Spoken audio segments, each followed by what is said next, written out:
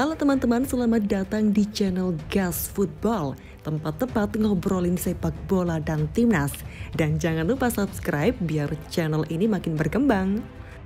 Sinteyong dijadwalkan akan tiba ke Indonesia usai menjalani masa cutinya di Korea Selatan pada pertengahan Agustus ini.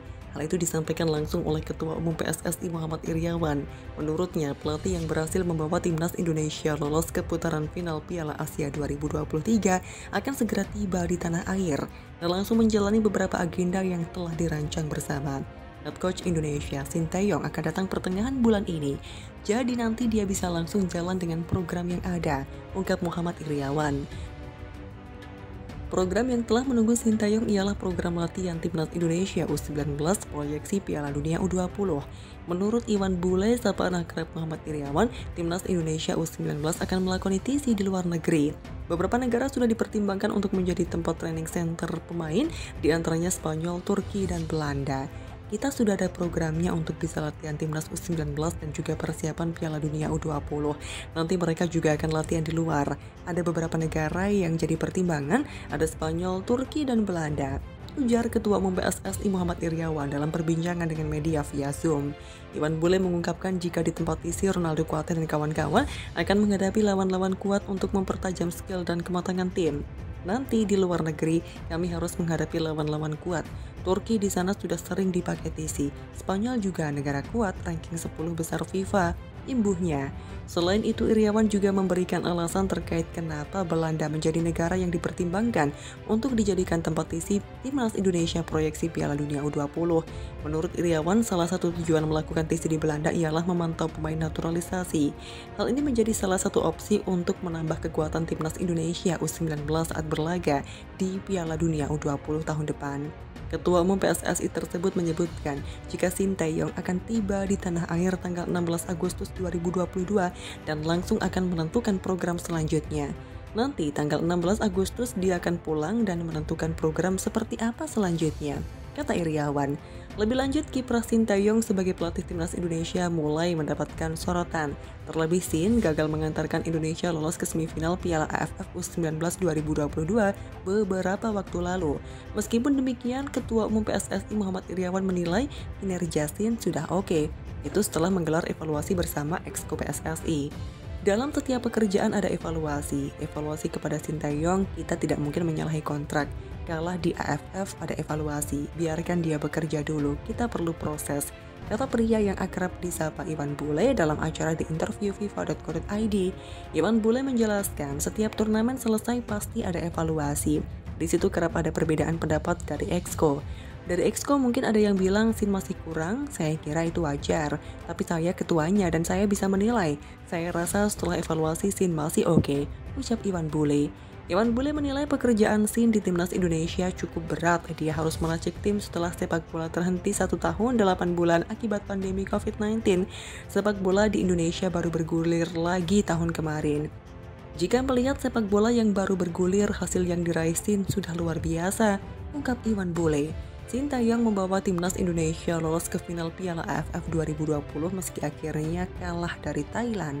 Indonesia juga lolos ke putaran final Piala Asia 2023 setelah 15 tahun absen di kompetisi tersebut. Namun di Piala AFF U19 Indonesia terhenti di penyisihan grup. Silakan tulis tanggapan kalian di kolom komentar dan jangan beranjak dulu karena masih ada pembahasan menarik setelah ini.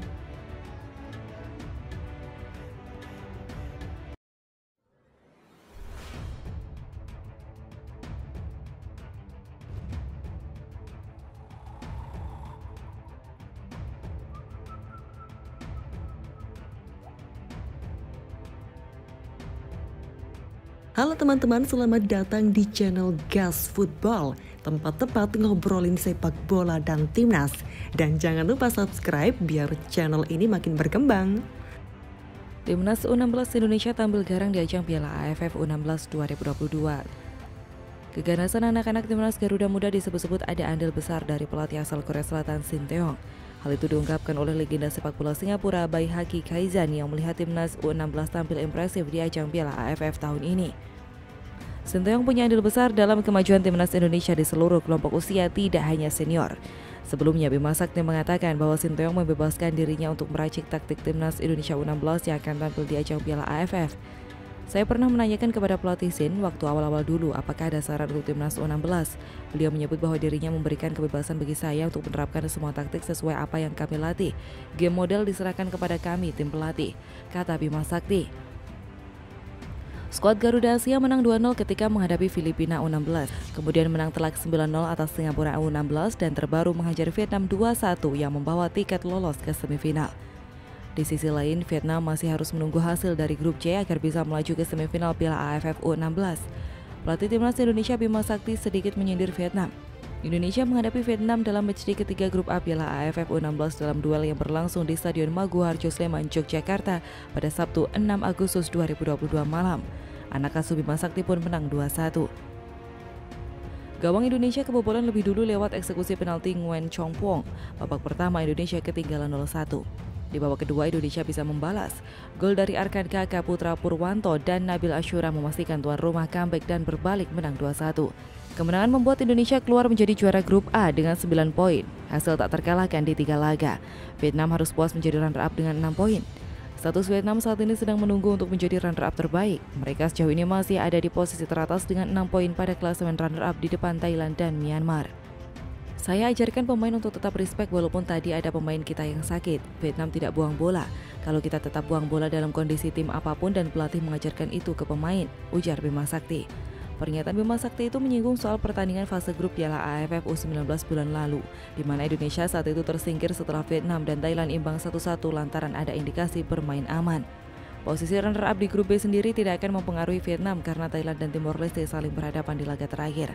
Sejauh ini poin Thailand dan Timor Leste sama-sama 4 dan hasil apapun tetap menempatkan Vietnam di atas. Ancaman Vietnam ada di grup C karena Malaysia dan Myanmar sama-sama punya poin 4 serta tak saling berhadapan di laga terakhir. Malaysia akan melewati poin 7 jika bisa mengalahkan Australia dan Myanmar juga menyamai andai mengalahkan Kamboja. Artinya, jika Malaysia dan Myanmar menuntaskan perjalanan fase grup dengan 7 poin, Vietnam akan pulang kampung. Pantang Duc Thieng dan kawan-kawan kini harus berharap setidaknya salah satu laga di grup C ada yang berakhir imbang.